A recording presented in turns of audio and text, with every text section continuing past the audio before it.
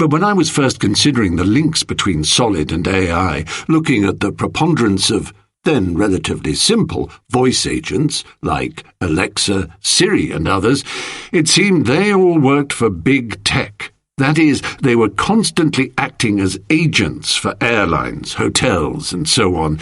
I wanted an AI that worked for me. In 2017, I wrote for a talk, which became a note on my Design Issues hypertext page, an imagined conversation with such an AI, which I called Charlie. Bob was fed up with the AIs around him, who all seemed to work for other people, so he got Charlie. Charlie is an AI, and Charlie works for Bob. Because Charlie works for Bob, Bob gives Charlie access to much more data than he would another AI.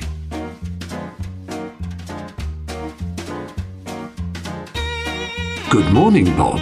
Good to see you on the exercise bike. Your fitness goals are on track. In fact, because the meeting was moved, do you want to stretch this to the full hour? We can do some climbs and have time to unwind. Okay, sure.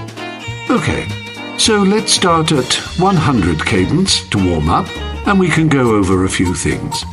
Overnight, a bunch of offers came in for your art, but as far as I could tell, none of them really make sense to you after you've paid the fees.